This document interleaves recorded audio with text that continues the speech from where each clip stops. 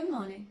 So I want to talk to you about what I meant about love and sex because it slightly occurred to me that I was going off on a ramble and I've actually gone through a bit of a journey for the last few years that maybe I'm hoping is not necessarily the place that you're at, because it's very easy for me to talk to all of the people I've now connected with that totally get what I'm thinking, that have also actually taught me a lot about this way of thinking and opened my mind to it.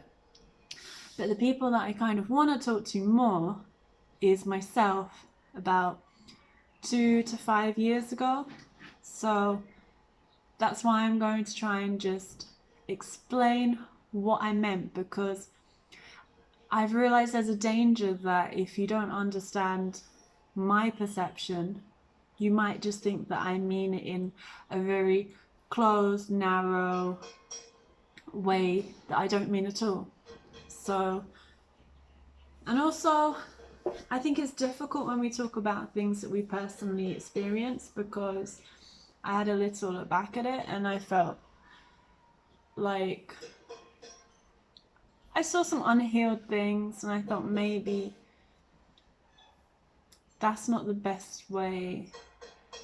I don't want to say that. This just feels too much like exposing myself, but here we are. So, yeah, I felt I was trying to make it relatable by touching on things that have affected me, but I think that could have been a bit of an alienation and could have actually just felt like an unhealed area of me. So, back to the beginning. So, when I spoke about sex and love, okay, so back to the beginning. So, back in the day, I used to think there was a couple of types of love. I love my mum, I love my dad, I love my family, I love my friends, but I never really say it. And also I never really say it to my family. And I love somebody once I've been with them for like a long time and we've crossed this line. It's like a big thing to actually kind of say that you love somebody, and that's the deep territory here. And all of these other people, you're kind of lucky if you like them, to be honest, and they're not just complete assholes. You don't love them because you don't even know them. Like, come on. And anybody that you're going to meet and just start to see or date or fool around with, of course you don't love them. Like, come on. What? No, love is like very special. It's very niche. You're not just like going out there like, love you. Oh, I love you. Did you know I love you? It's just like, you weirdo. But now no, don't jump to it. Now so I lived in this world that was very living for the sensory pleasures. Like, I used to smoke all the time. I drink all the time to have fun. I drink a lot. I would eat a lot of like unhealthy food because it was a treat, it was exciting. I'd go out and see my friends, which was awesome, and we'd have fun and we'd talk about life happening right now. We would talk about the dramas, we would talk about the TV shows we were watching. I would have fun by watching films all the time. Oh, I'm such a filmy. And I'd go to work, and I quite appreciated work. It wasn't the most exciting thing, but I still enjoyed it. Some people get very closed in their little complaining box about work and they hate it, but they can't, for whatever reason, they believe they can't ever change it. And I didn't really get into that. So this was my life, and I didn't do anything spiritual.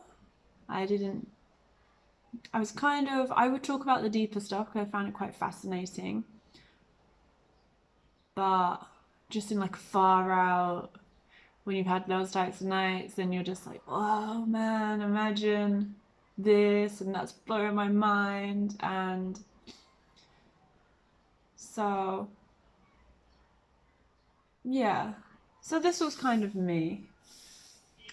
And then I went away, I went traveling, I started working abroad, teaching scuba diving, and I ended up working in a resort, and I thought it was everything I'd ever wanted because it was like gorgeous, living on an island in the ocean, sort of thing where everyone's like, why am I so jealous you work there? And like, me too, but it suddenly feels completely two-dimensional, and all you see is people coming on holiday and just having a good time. So it's really awesome up to a certain point, and it probably would have continued to be awesome if I had my good friends around me, because the people I worked with became instantly like a family, and they became really good friends of mine. But then the resort was just going down, and people were leaving, and the management was horrific, and it was affecting everybody throughout the island. Like, there were so many issues, and people were leaving for all these different reasons in all these different departments. And so the atmosphere just completely changed. And then that's when it felt like that two-dimension. That's when it suddenly brought an awareness to me. What is this even for? What am I even doing? Like, this is life. And just not having friends to take my mind off it, realizing now that my relationship with alcohol wasn't making me happy. It was making me feel worse overall. I wasn't escaping my problems very well. Apparently I had all these problems which I hadn't actually realized I had all these problems, to be honest. I had problems from just like, I think you pick up problems as you grow up. Like, nothing's ever perfect. No one's ever able to be fully there for you in a way that you need, because everybody has their own things that hold them back, and they don't know how to handle situations. And they don't know how to communicate that with you. So there's always this gap, and you can be close to your friends to a certain point, but your friends are even less experienced, and they're going through all of this like teenage angst growing up, that you're lucky if some of them can really be there for you, and of course they will be, but it's not the same as somebody who's older that actually has worked through their stuff could help support you. So there's a gap, and you're left feeling very alone. And in this gap, you start to think, you try to put on all this armor. You try to say, I don't need anyone. I'm never going to rely on anybody because they're just going to let you down. And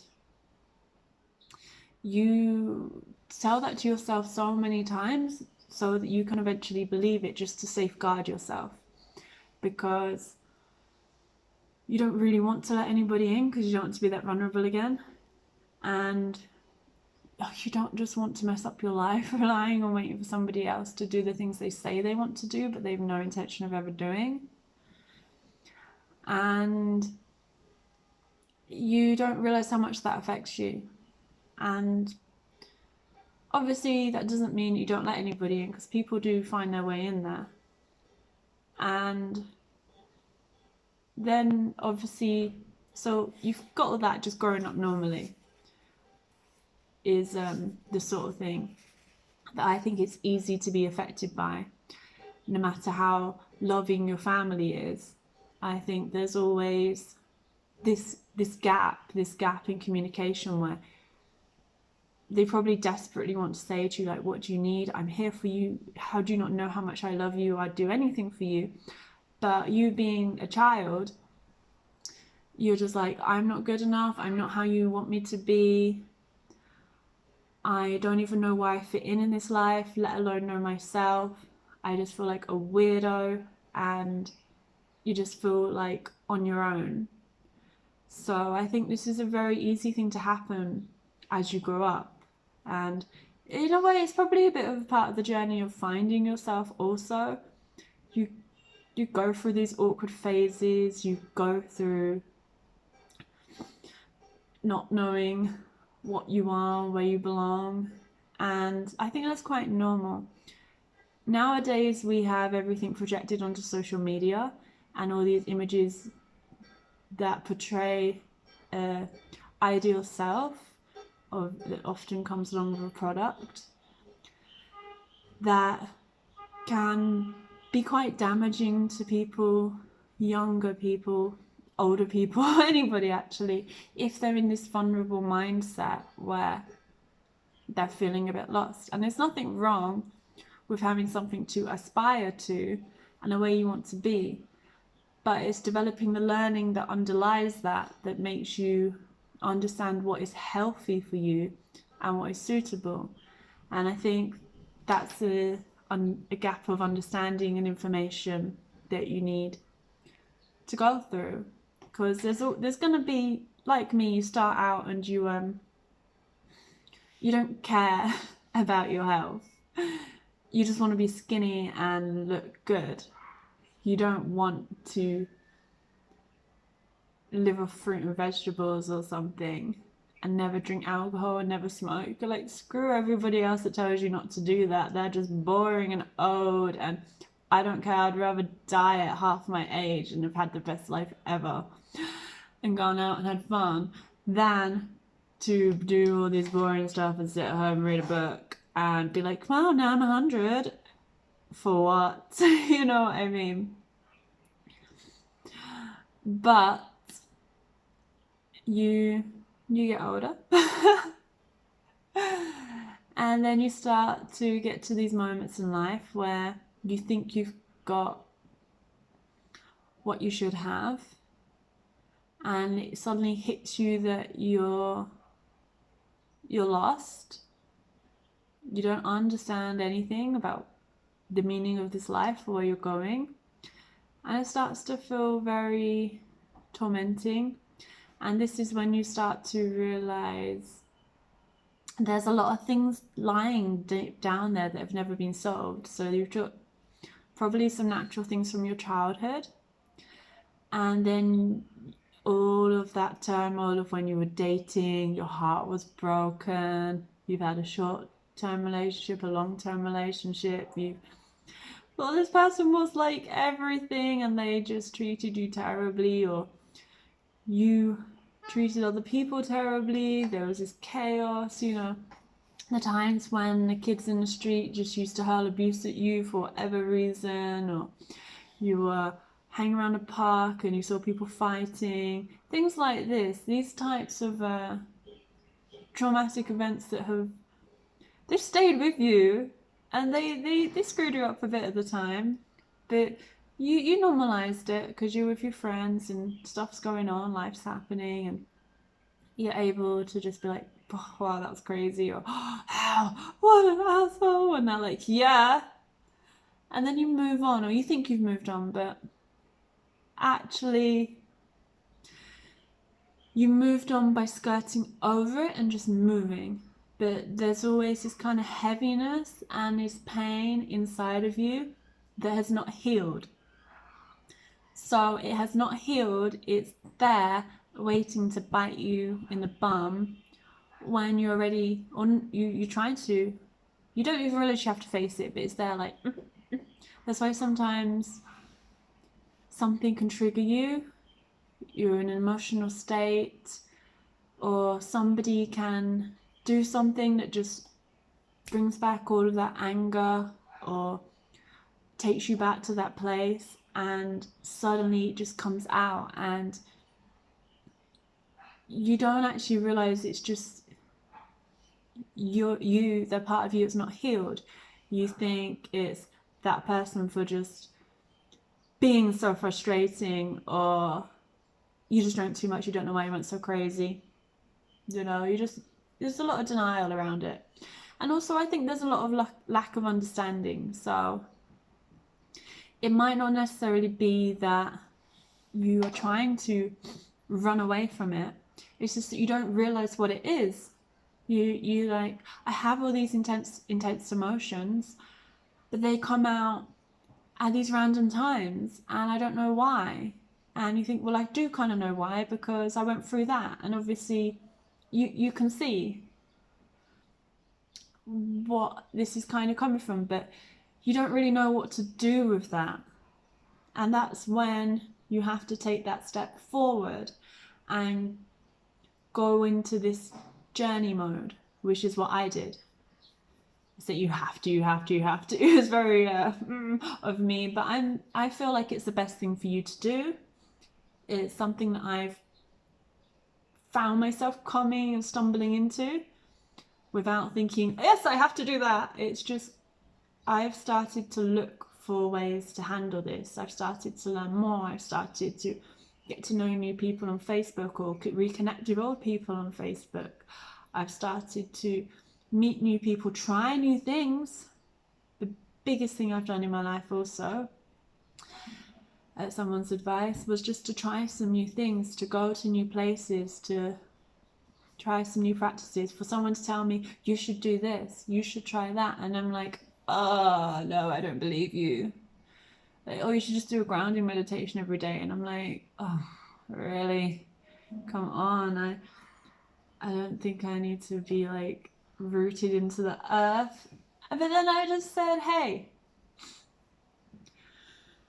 I obviously need something, and how can I be so dismissive in this form of ignorance when I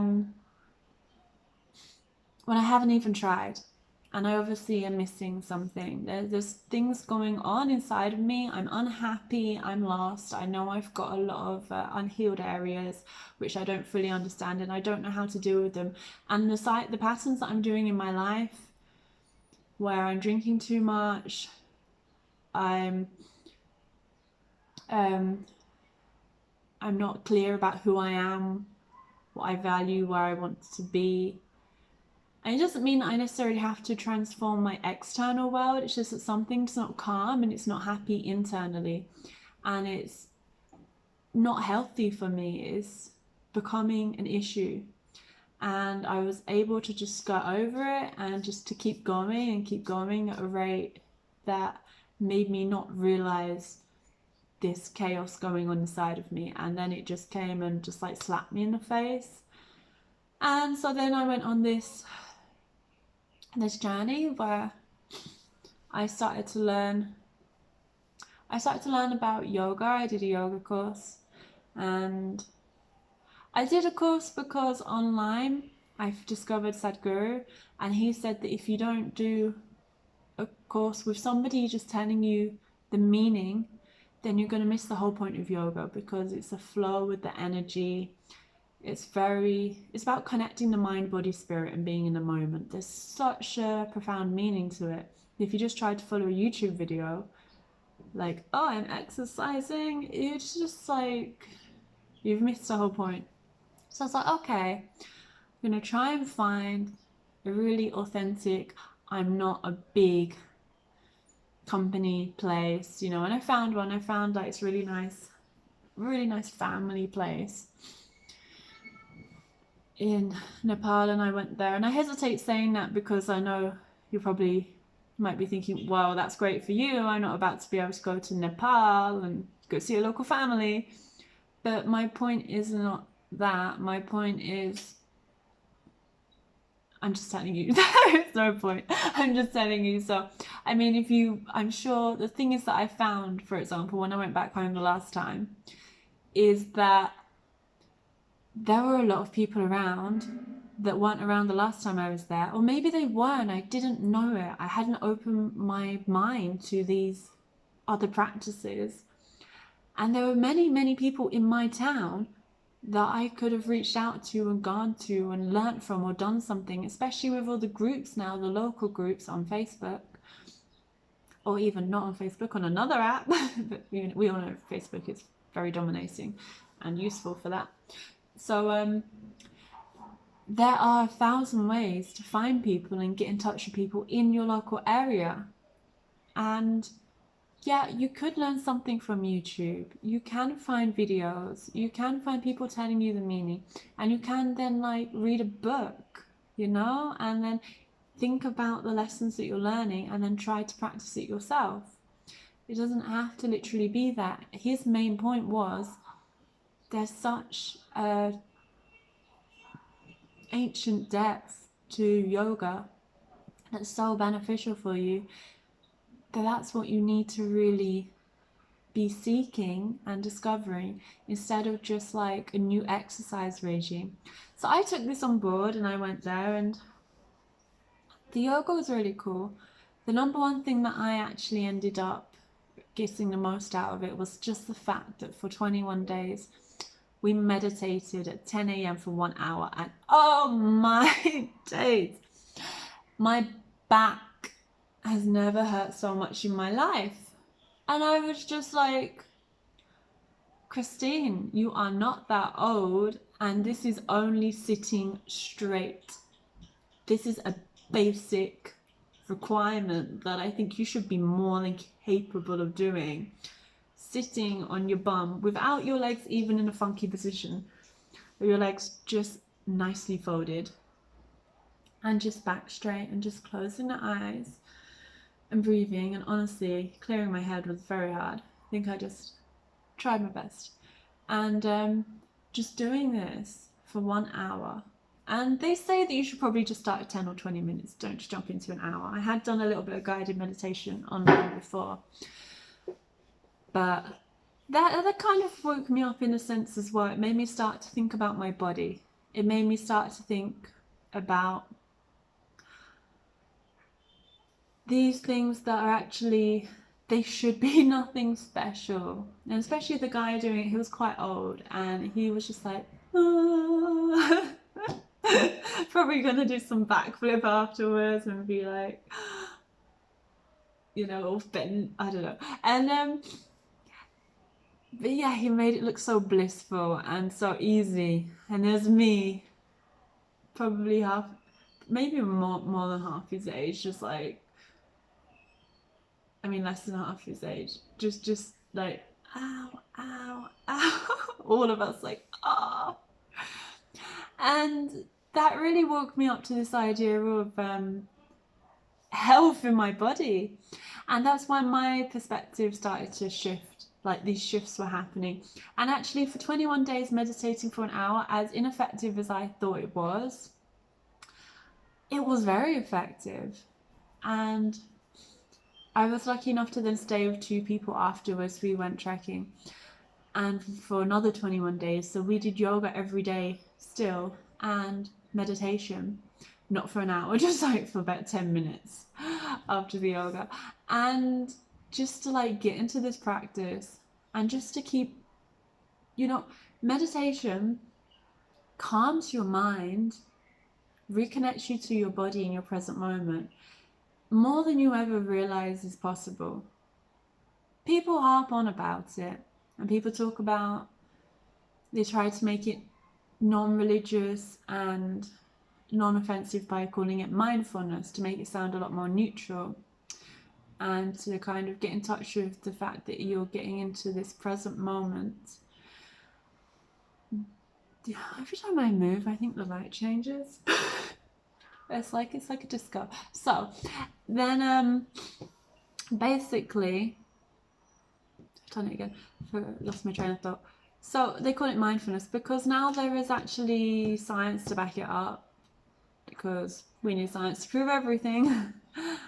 But for those of you that like science and get very critical of just knowing stuff or feeling it, then there is science to back it up. That it actually ignites the part of your brain, a different part of your brain, and it lowers stress levels in your body. It actually has physiological positive effects on you. Like, it's been proven that it not only helps you calm down, it helps you process things, it helps you get in touch with your emotions. It also helps you on a physiological level. It helps your body strength, immune system, relaxation.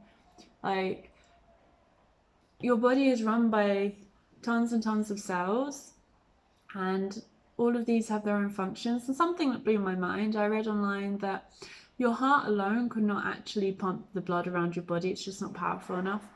Your blood is actually actively moving around your body at the same time that your heart is pumping. So it kind of gives you a perspective or an understanding of how alive every single cell and organ in your body actually is. And when we do all of these things, like we're smoking, we're drinking too much, we're taking drugs, we're doing all these other things, or we're just working ourselves too hard, we're eating very unhealthy food all the time, or just a lot, we're disconnecting from every part of our body that's working its ass off to keep us alive. You know, your body will heal itself. If you cut yourself or you fall over, you can go to hospital and they can do incredible things to help support you. But at the end of the day, your body is going to do the healing. Your body needs supporting to keep functioning. You have a physical breakdown because of the pressure you put on your body. So the mind is like one of the control centers for your body, because you know, you have your mind, you have your heart, and you have your gut. These are all controlling your body. And we try to disassociate ourselves and just put all the focus on the mind. And then we don't even take care of the mind, because the mind is under a lot of stress, a lot of pressure, a lot of distraction, multitasking, always like not being unified, losing its strength. So meditation is going to take you back to that. So it had a much bigger effect to me than I realized. And that's why I highly recommend it. And then I became aware of my health. So health jumped up on me. I started to have a lot of issues with gluten. I started to have a lot of issues with things that I ate. I got terrible bloating, terrible cramps. I started to suffer from chronic fatigue. So basically I was just too tired. And I knew I was too tired because I would wake up at 10 a.m. And bearing in mind, I've done this stuff, like I've gone out drinking, I've stayed up all night, I've pushed my body to the limit, and I can get through it. I'm not just like, oh, I'm not a flower who just doesn't have any energy. But I got to this point in my life where I'd have like a couple of beers, have some pizza, not go to bed that late, and then I wake up at 10 a.m. and I can barely get myself out of bed. And then by 2 p.m. I just can't do it. I'm lying down and then I'm asleep until like 7 p.m. and then I get up and I'm like, well, what happened? Maybe I'll go have something to eat. And then I go to bed at like 10 p.m. again, just like out like a light. My body was just like suffering. And that's when I started to become more aware of my diet. And so I had discovered that when I cut out all foods with gluten, that my body was not bloated, not cramping, and not gassy. So that's what I started to do, but I never took it too seriously because I love pizza so much. So sometimes like that time I'd have pizza and beer, because beer doesn't count because alcohol, but it so does. And in not being able to eat gluten, it made me aware of how much processed food I did eat, how many biscuits I would eat if I could eat, how much cake, how many sandwiches, how much pasta, all these things that we love and take for granted as part of our diet. That made me realize how much healthier I was being forced to be by not being able to eat them. And then it kind of put into perspective for me how much unhealthy food we actually do eat, how much food that's just like a filler. Because if you eat bread, there's not much good to it, it's just filling. and it's filling with not the complex, slow releasing carbohydrates, which are really good for your body. It's releasing like in a sugar spiking kind of way for your system. So it's not good to consume it in a large quantity, and it's not good to do that, especially if your body is not functioning in a high performing way, because that's the other thing. We mistreat our bodies with what we put into it. We're not active, so our body's not burning out all of the fat and toxins. Our body's not working at its full capacity. Our body is feeling sluggish. It's not a high pumping machine that it should be. It's a slow machine, and it's just like them being put. So imagine if you're really, really tired at work and your boss comes and puts like a massive load of files on your desk and is like, do that by lunchtime, and you can barely feel like you can be there to begin with. That's what we're doing to our body in a food sense. So our body becomes run down, is suffering because of our lifestyles, and then we're just putting more and more crap on top of it and wondering why we're breaking, why we're getting diseases, why we're having so many issues. And it's all of the factors combined, because you think, why is it when I was a child I could abuse myself so much? And they tell us it's because aging, the body slows down, but personally I don't believe it. Because if you think about when you're younger, you were really, really, really, really active, and your mum would always force you to have like a little bit of fruit, or she'd cook dinner for you and it was quite balanced. Most people. But when you get older and it just becomes your responsibility, you continue to do all these bad habits, but you start to lose these good habits. So instead of going out and being really active all the time, you sit down all day. Instead of having a little bit of fruit, you have more chocolate, because no one's there to tell you need to eat your greens first. You're like, never liked greens anyway. And so then you lose what was keeping this balance, and then it starts to get too much for you. And also the fact you've been doing it for a long time, the fact that for sure some of the food has got better, and for sure a lot of the food has got worse, and these things are all going to affect you. And you're grown up, so you're probably going to eat out more anyway.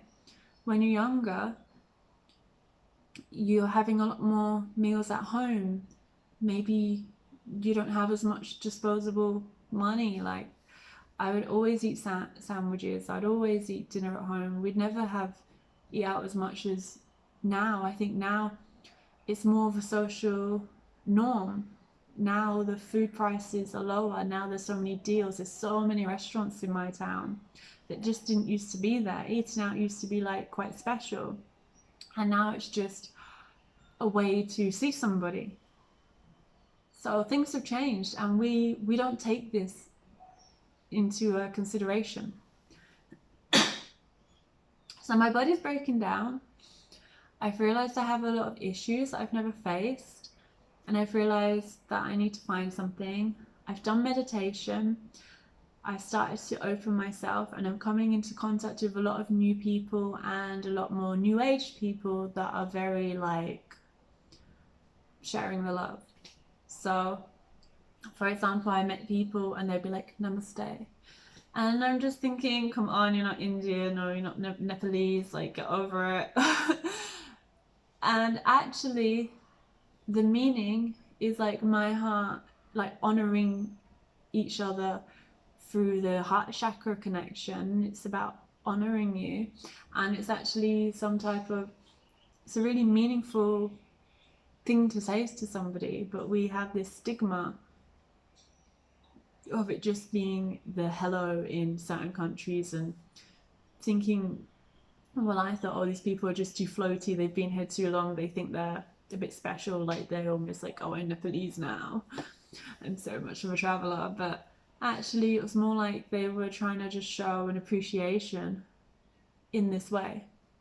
So I'm going through all of these things, and I meet different people. And the reason I talked so much about my diet was because it didn't happen then, okay? All of these things happened along the way over the last 2 years in my journey.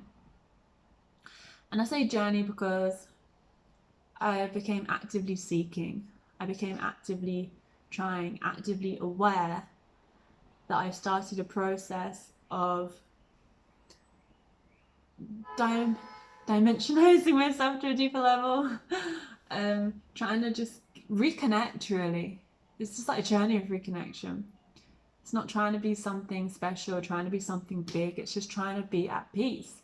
I basically drove myself so insane with not knowing what I wanted, not being able to trust myself even when I thought I knew what I wanted, and not being completely present in my moment and appreciating it.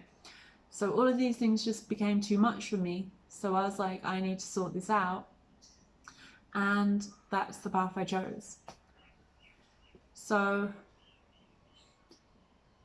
as I started, so I've done all of this, and then I was in Vietnam and I started to meet new people. There's a lot of more social groups, and again, they're everywhere. You just have to, you know, they say that when you're ready to learn, the teacher will find you. So it's about opening yourself up to it, doing what you can and telling people, and then you'll start to find all these connections which you never saw before. It's not about needing to go somewhere special. It's not about spending too much money on these people that tell you you're going to get abundance and save your soul and pay me a few $1,000s and come to my retreat.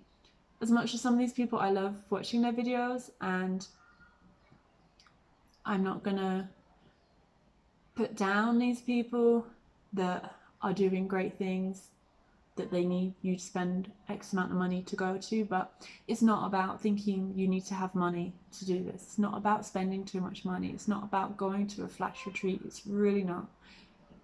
Just ignore those people. I know I just said the opposite, because there's some people that have such inspiring videos and that I look to a lot, but I'm aware that their personal setup has gone very boutique and it's very unaffordable, and it just alienates people, and it's completely misses the point of what it's about. And I don't want to sound judgmental for that, because that's their niche. That's fine. But what I want to say to you is, don't let that make you think that it's a new age privilege thing. It's not. It's about you. It's about reconnecting. It's about doing what's best for you. And there's so many ways to do it. You don't think that that is what this is. And then I started to meet new people, and I think around this time I stopped eating so much meat, and I think I started to watch a few documentaries like What the Health. Oh, there's so many. Why is my mind gone blank? What the Health, Forks Over Knives. There's another one that's really good.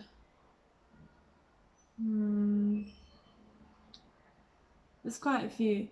And I spoke to my friend who's a vegan, and a lot of my friends have become vegetarian over the years, and it made me aware of what animals are going through. And also when I learned about yoga and energies, and the more I started to become really interested in energies, because I've always believed in energy, because you know the saying you could cut the tension with a knife is something I always used before it became widely used in that documentary. And I think everyone's aware of it, because we have a lot of sayings in our language of, you know, you can just feel someone's emotion when they're very happy. Like, you can feel attracted to somebody because you feel like they're just like a sunshine. The energy is so amazing, and you don't necessarily realize it's their energy. Or somebody just hates you and they don't say anything, and they don't even necessarily go, ah, they just look at you with those eyes, and you're like, oh, if looks could kill, you know, you can feel it. And it can make you feel like your hair stand on end. And these are the ways that I was always aware of energy, because I always felt like we're like a light bulb. There's something lighting us up inside. And with a light bulb, you give off light. And so our energy is just to keep us alive, keep us alert, to ignite our brain and make us capable. But our waste energy, which was like maybe unintended, like a light bulb, it wasn't intended to get hot. It just has to get hot to give light. And then if you go to put your hand near the light bulb or touch it, you feel the heat. And I feel like that's us. Our energy is just our heart beating, and however we happen to be alive. And then all of these emotions coming out of us, it's just the waste energy of what's happening on the inside. So I've always thought energy is basically factual. And then I became more aware of it and more into practices that really took this energy as being completely factual, like all the chakras.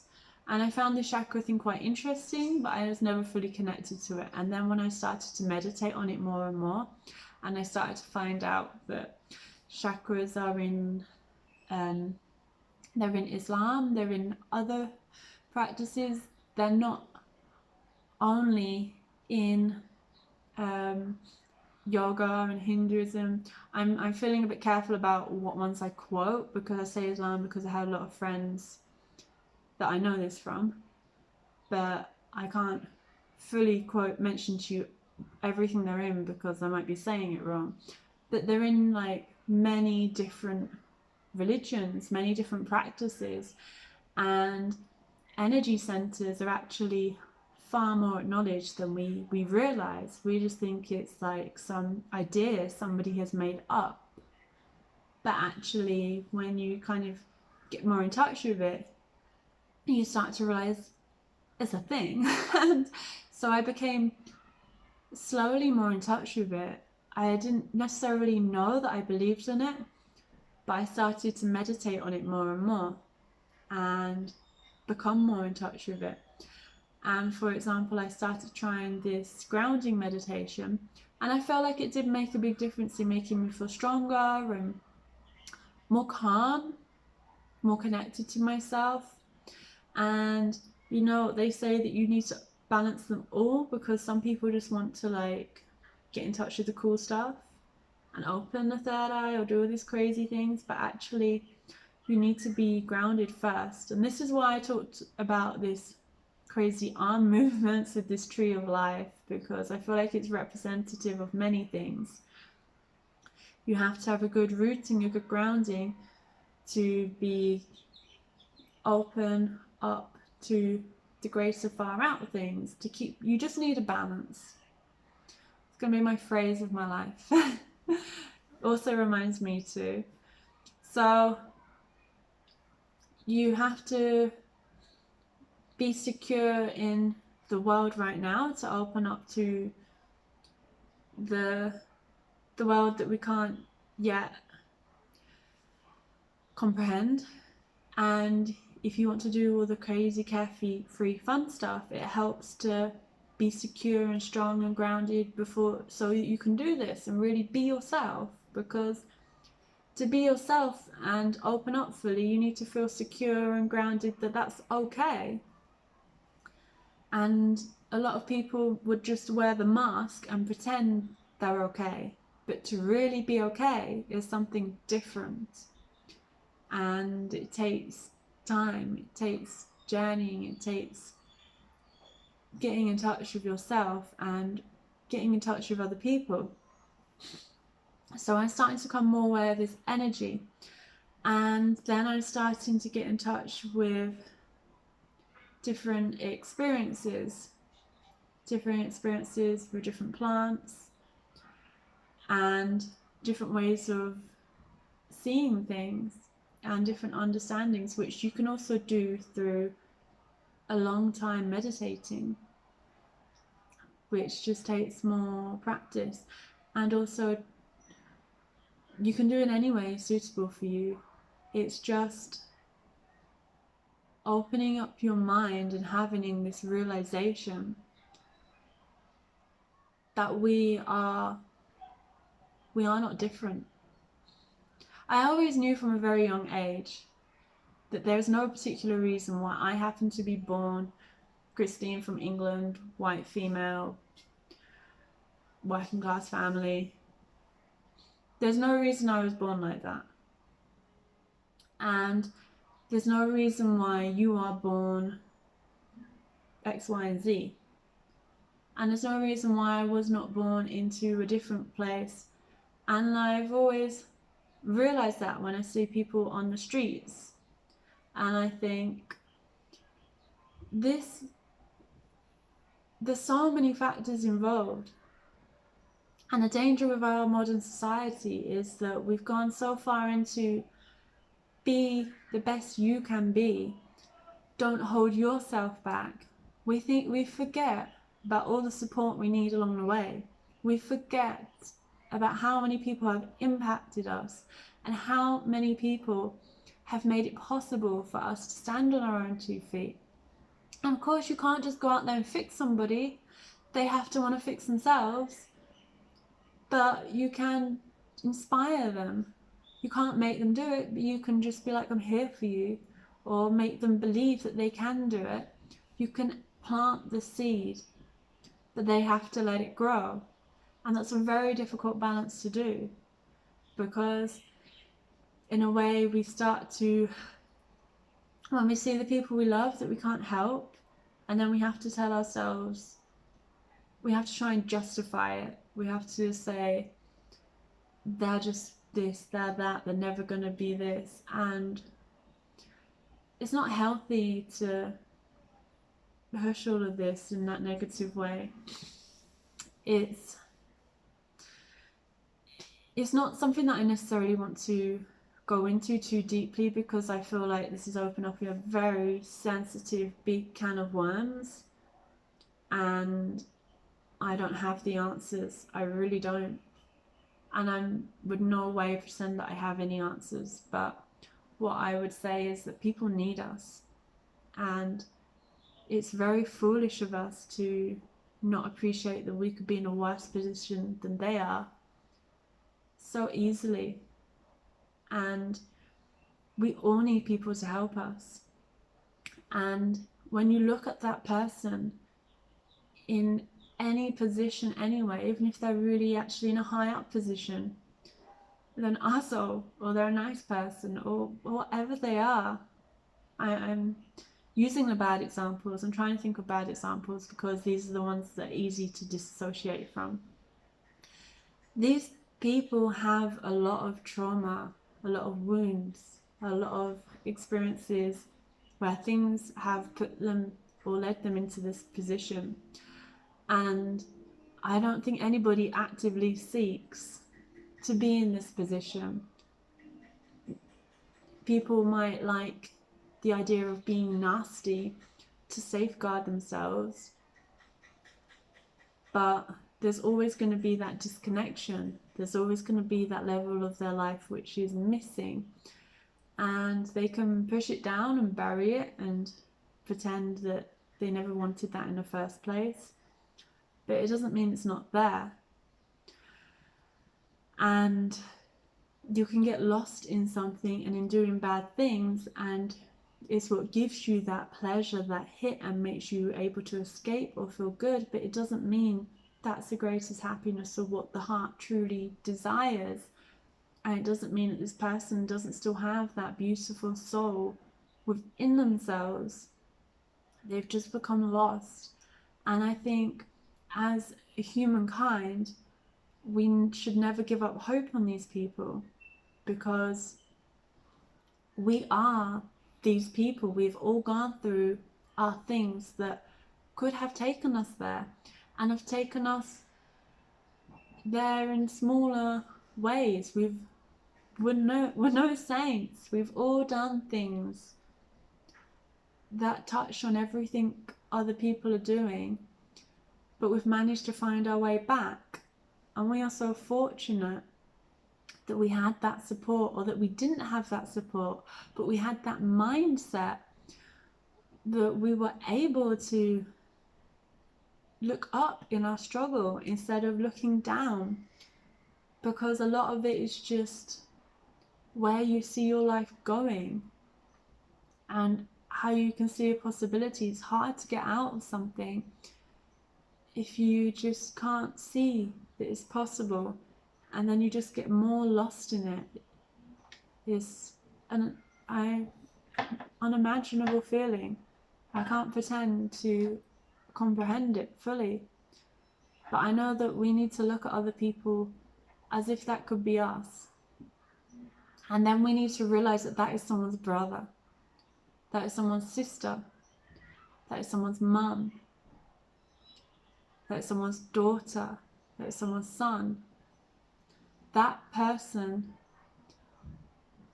literally is your mum, brother or sister. So first start off with the fact that that's someone else's mum, brother or sister. So when your mum, brother or sister, or the person you love most is out on the street, that other person is going to be you, looking at them. And when they need help, are they going to help them? Are you going to help that person? Are you going to be that person that pushes them down or takes advantage of them? Is that what that other person's going to do to the person that you love most? Because it's exactly the same. And it's exactly the same to when you need help, when you need someone, when the worst things have happened to you and you're in the most dangerous situation, or you're just lost. That is you. And that is why it's so important to help other people. Not just because it's the right thing to do, but because you need to put out in the world what you need in return. If you're not there helping somebody with no intention other than just to help them, who is going to do that for you when you need help? Who's going to do that for your mum? Who's going to do that for your brother, your son, your sister? It's so essential. I can't even express that enough. And then when you start to see the world like this, when you start to appreciate that these other people are you in a different lifetime, your family in a different family unit, and you start to be touched by other people helping you that really don't have to, that don't know you. Maybe they can't even, well, I spend a lot of time abroad, so they don't even speak English. They can't even communicate, but it doesn't even matter. They just see someone that needs help. That is when you start to open up and realizing how connected we truly are, how amazing people really can be, how much bullshit there is in the news just to fear and divide us. And that's when you start to reconnect, and that's when you start to feel love for everyone. And that is what I meant when I said you should have sex with somebody that loves and respects you. That's when I said that just sex is so important, because you're connecting your energy, their energy. When you go near somebody, you spend too much time with somebody, and they're so negative and they're always complaining, you feel exhausted. You feel like they've just poisoned you a little bit, or they've taken from you because you're actually quite upbeat. Or maybe it's the opposite. You meet somebody who's really jolly and you feel so horrible, and you lay out all your problems onto them, and then suddenly you see them as they just droop, and you're like, I'm so sorry, I just had to get it off my chest. And they're like, oh, don't worry. And then maybe you're able to laugh it off, or maybe they're just like, oh, save me. But it's very easy for us to acknowledge or realize that our energies have an impact on one another. if we steer away from this crazy, like, oh, energy, new age stuff, because especially if you're not really spiritual and you don't have a practice and you've not gone down quantum physics path, then you might just think this is not for me. You're just like gone off to this place. But I want you to realize that in the most common, sensical, basic understanding of your everyday life and experiences is actually quite a big thing that we take for granted as being normal, but we just don't realize it. We don't think about it. So if this person here is affecting you just by their mood, imagine what this person that's completely intertwined with you in the most intimate way. Imagine how this is going to impact on your energy and you vice versa. So I feel like that's an incredibly vulnerable, significant place to put yourself in. And so the thing that I was saying is that you don't need to be in love with somebody. You don't need to have this narrow romantic love. I tried to use all of these examples to make it relatable, and I probably just like undermined my point. They don't need to know X, Y, and Z about you, but you should understand what type of person they are. You should have a mutual respect and connection based on the right reasons. And when you just go with somebody who is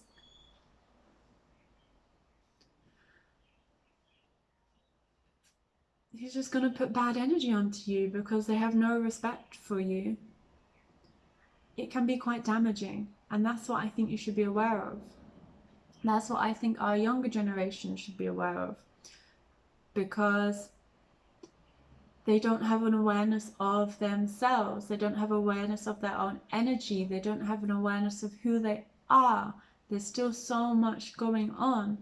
And I don't think that we should say, you have to do this, you have to do that. But I think it's important that we are like elders now. That we heal ourselves. We have a great understanding for ourselves and what we believe in. And how we are all connected, and the respect and love we should have for one another regardless of who they are, and especially if they're the worst people, because they need the help the most. So with that, we need to bring an awareness and understanding to our children, to the younger generations, and we need to try to bridge this gap. And it's not easy, because this gap is on all of our unseen, unhealed traumas, experiences, confusion, lack of self-confidence, not knowing how to handle a situation. And it's so vital for all of us. It's so vital. Now we are just at a stage where we are actually repeating many cycles. You have people getting crazy about different forms of fascism, different 5G, different this, different that, Bill Gates. I followed a few of these things, and just the economy, and just not going back to work, and just a deadly virus. All of these things are making right now a horrifically unique year for everybody. And the trouble is, the people that claim to have the answers are inciting more cycles of fear. So I'm not dismissing, I'm not what's that word? Not validifying.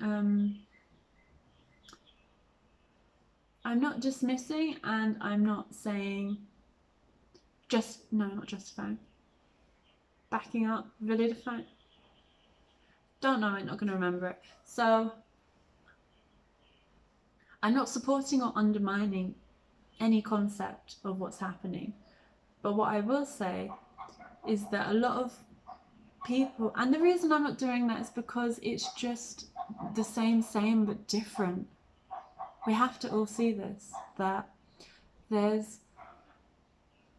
There's a great saying that the greatest trick the devil ever played was to make you think he didn't exist, and we also wonderfully like to point our fingers and say, that's this person, that's that person. You see, we all used to think they were great, but now we're going to demonize them and say they're actually evil.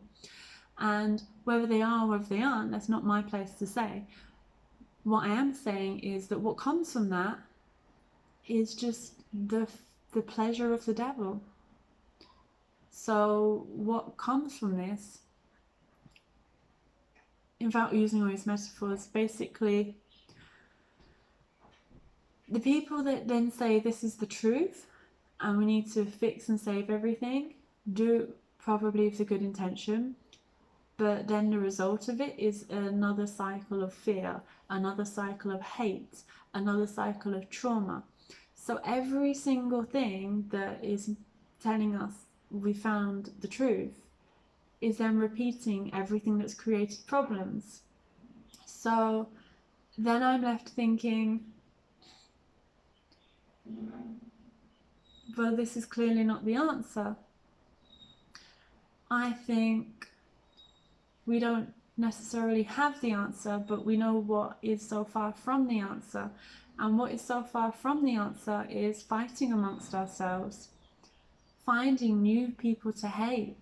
If we really want to make the world a better place, let's educate ourselves about the effects of media, limit ourselves to its exposure, utilize it instead of letting it utilize us, breaking free from the manipulation of fear, understanding why we're so easily manipulated by the fear, looking into ourselves, healing ourselves so that we're not so vulnerable, being able to be with ourselves so that we can find our inner peace and understand what is truly meaningful in our lives and connect to that and get the best appreciation for our lives that we can, because it's not where you're at, it's not how you're living, it's not what you have, it's how you appreciate the beauty and the love that already is there, which you have been unable to see for all this time because you have been disconnected, lost, traumatized, and distracted. So just keep it simple, take it step by step, go on this journey of discovery. And the reason that I mentioned my diet, I mentioned meditation, I mentioned all of these things, is because it's a whole package. You can't just take one thing and think that you're going to have the answers or just magically fix stuff. You have to go through many cycles, many journeys, many ups, many downs, many waverings. Just know that you're changing, you're processing just by taking an awareness, taking a first step, having this have touched something within you that goes, wow, or finding somebody else who suits you better to help you understand or give you ideas for what to do next. Reaching out and having a conversation with somebody that you've always wanted to do, to try and resolve something from the past or mend a relationship you've never quite gotten through. Because the most interesting thing that I've realized, or that I first noticed about this virus, was the amount of fear coming from the idea of dying. And that's like the only certain thing that we know about life without a doubt, is that it's going to end. And that's the one thing that we can't face the most. So yeah, that's something that we need to journey towards and reconnect, heal, take your view of love from this narrow, it's reserved for my family, but I never actually tell them because I'm too old now, and it's reserved for that person who finally manages to break their way down without me realizing and sneaking over all my guards and defenses and then work their way close to my heart, but they're always on a condition because I'm never going to fully trust them, or I'm going to hold them up to a critique, you know. All of these silly things we do, we need to heal from doing it, and we need to take these narrow-minded views of love and break it down and realize that the electricity within ourselves, this bit, I'm going to go for it, I'm going to tell you. This bit within ourselves, that spark that has made our body alive and keeps us running, this pure energy, for me, that's love, and that's within us all, and that's how we're connected, and that's a lot into the universe, as in it's in everything.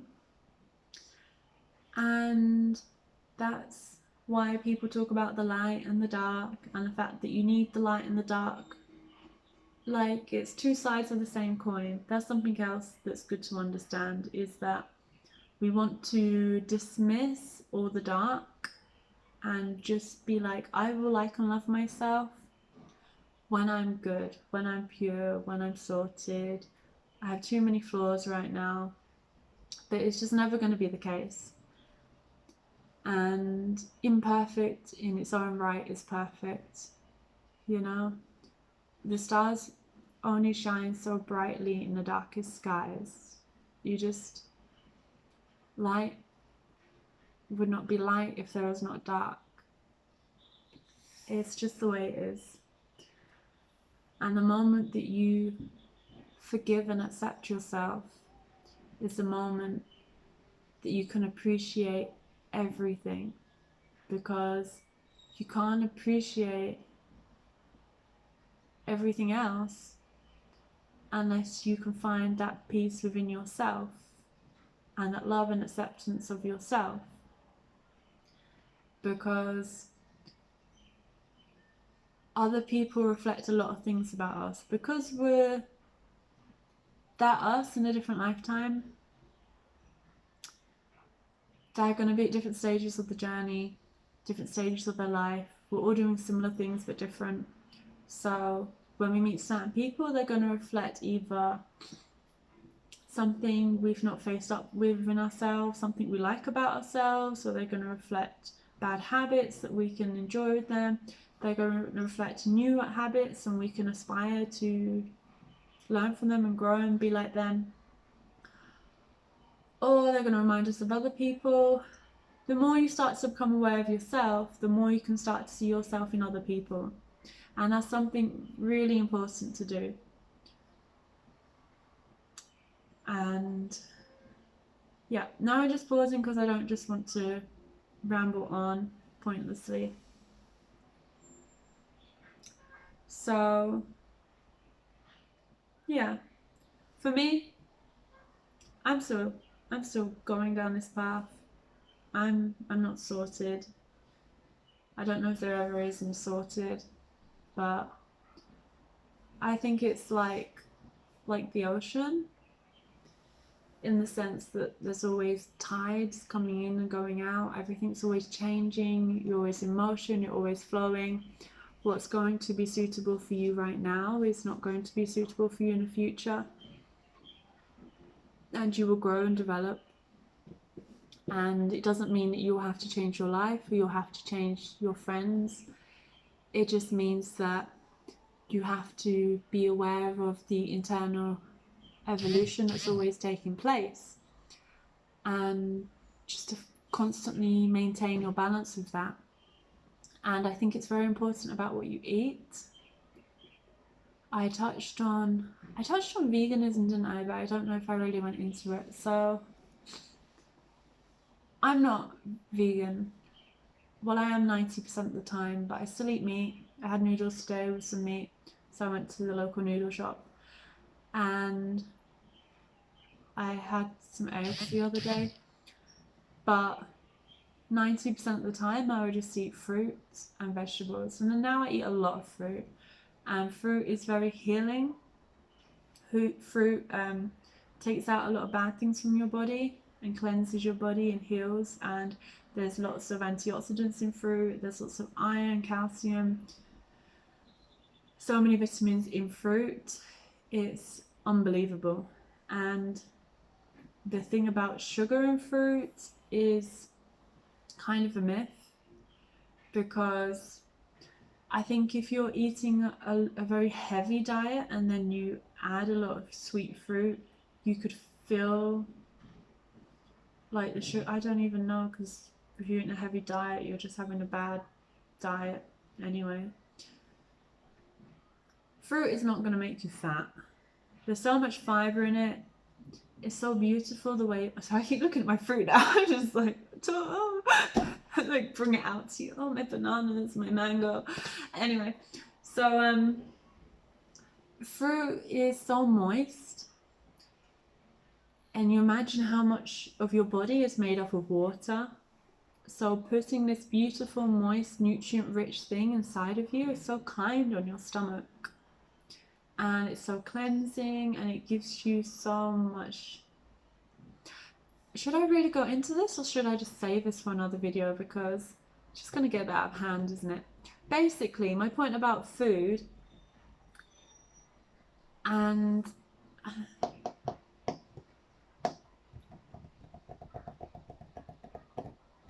yeah, my point about food, now I'm thinking about the fact there's so many better people, probably more qualified to tell you about the benefits of fruit and food. So I personally had to experience it. I changed my diet over time. I cut out meat a lot because of these documentaries, yeah. I started to feel guilty. I started to feel like I wasn't aligned with myself. I also thought it's common sense, because there's so many hormones, there's so many antibiotics pumped into the animals now. Even if I think eating meat is relatively natural, I'm not an I'm hugging bunnies, I can never eat them type person. I'm like, I don't think it's wrong to kill an animal and eat it, but I think it's a life you put the animal through first that is, wow. We tried to ban torture for humans, what about the poor animals?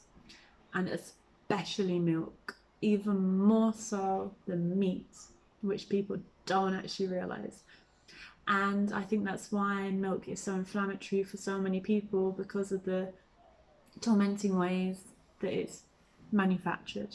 Because it's manufactured, it's not like going to someone that has a cow in their back garden or a cute little thing. It's just not like that anymore. And we try to pretend, we try to disassociate ourselves from it.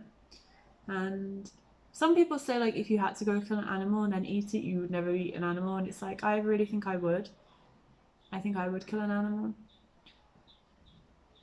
But in the right way, from a distance, and only a reasonable amount of times. I wouldn't be like, let's have deer every night for dinner. Let's have, you know, I would go like maybe once a week, and then I'd probably spend half an hour to an hour being like, where's the one that's wounded? Where's the one that just needs saving? I'm gonna put that one out of its misery. And probably like bow and arrow would be really old school or something. But you know, I for me that's fine.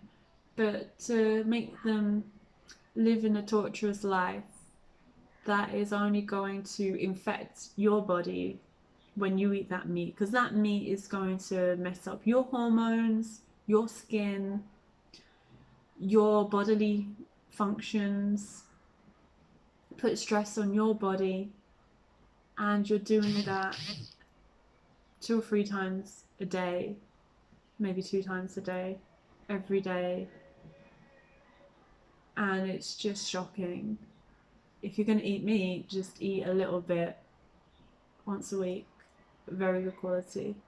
You'll appreciate it more, your body will love you for it, and the animals will, you don't have to feel bad. So that is my big issue. And the less I stopped eating meat, and you have to eat raw, you have to go for whole plant-based diet foods. Not just like, I'm a vegan and I'm gonna eat like a vegan hamburger. Just don't do it. Don't lie to yourself. Do not kid yourself. Come on. Eat things that just have no ingredients.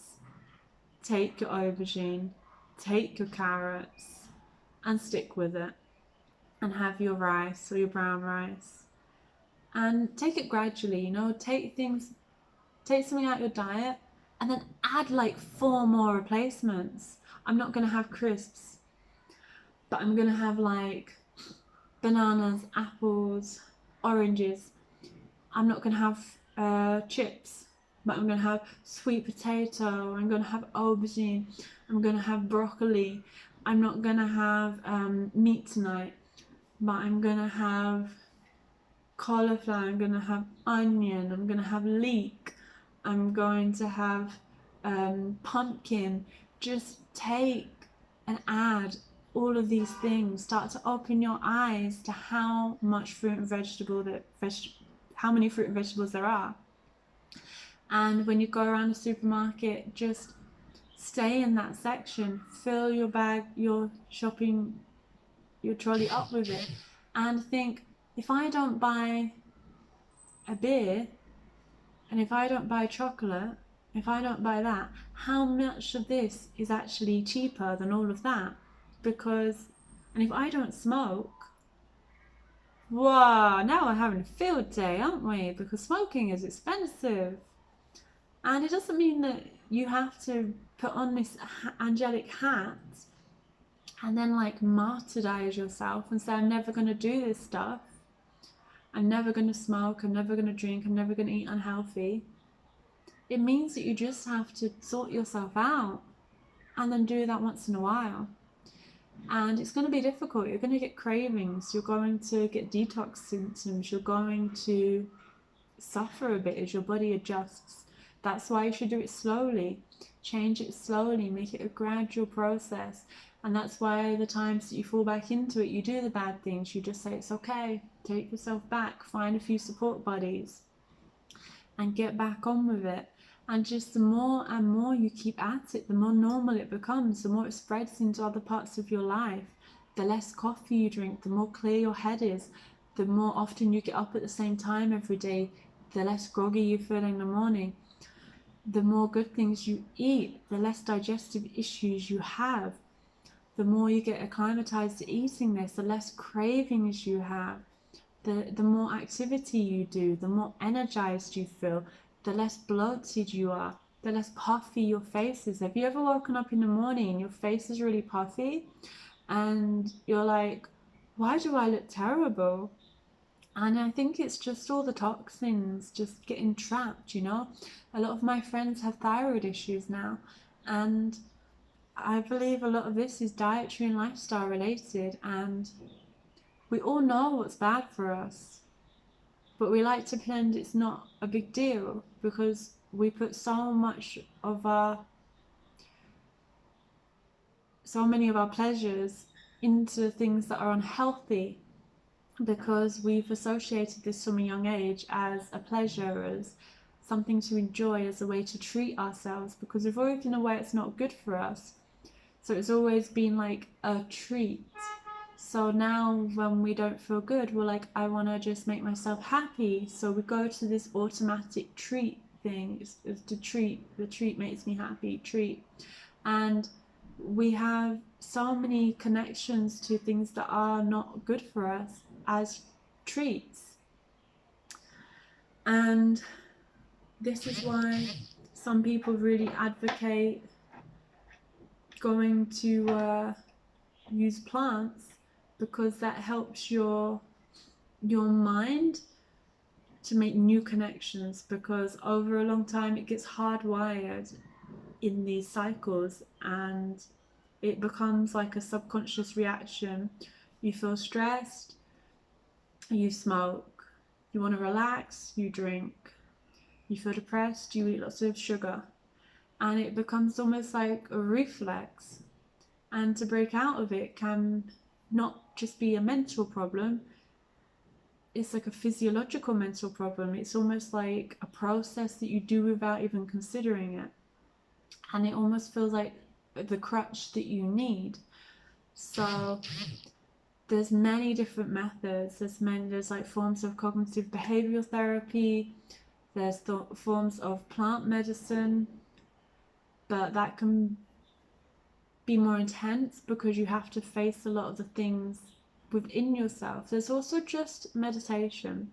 Even if you feel like it's doing nothing for you, just find a guided meditation with a person's voice who doesn't just annoy the heck out of you and you actually quite like, and the time of the day when you're not going to fall asleep, and sit down, because if you lie down you do end up taking a nap when you're not used to it. And start off with like just 5 minutes, just 5 minutes, and just do this once a day, and just prioritize yourself. If you don't prioritize yourself, everything's going to fall apart around you, because you're the one holding it together. You have too many things to do, too many people to support. It's going to crumble if you're not strong within yourself. So you are a priority, and that's what you need to realize. So it's your exciting adventure, your free choice. You're going to be blown away when you start to open your mind, take the right steps, and slowly realize, and just when you talk to people, especially when you talk to the right people, and it's not necessarily the people that you expect to be the right people. You think, oh, this person's gonna be that person, and then they're just like give you this non-reaction and aren't even helpful, and then you just happen to mention it to somebody you've never thought of, and suddenly they are giving you this wealth of advice and support, and this new friendship is formed, and it's just like, wow, but we didn't even speak since school or something. You just notice that somehow you're a member of the group and they're doing this stuff that suddenly you're becoming aware about, and then bam, and that's life, and you just have to open up to it, go with it, do what's right for you, and realize that we are connected, and we are connected through love. And self-healing is very important, because then you open up to it more. And self-healing is so important because if we all take the time to heal ourselves and close our gaps, we are going to break this cycle of fear, torment and destruction and chaos, which is within ourselves and reflected within the world, and is what we are pushing onto one another, and what we are being played with by the people or the forces or whatever it is that profit and get a benefit from our dysfunction. That's the best way to help. If you want to do something today, help yourself, help the world, be the person that the world needs. You got it.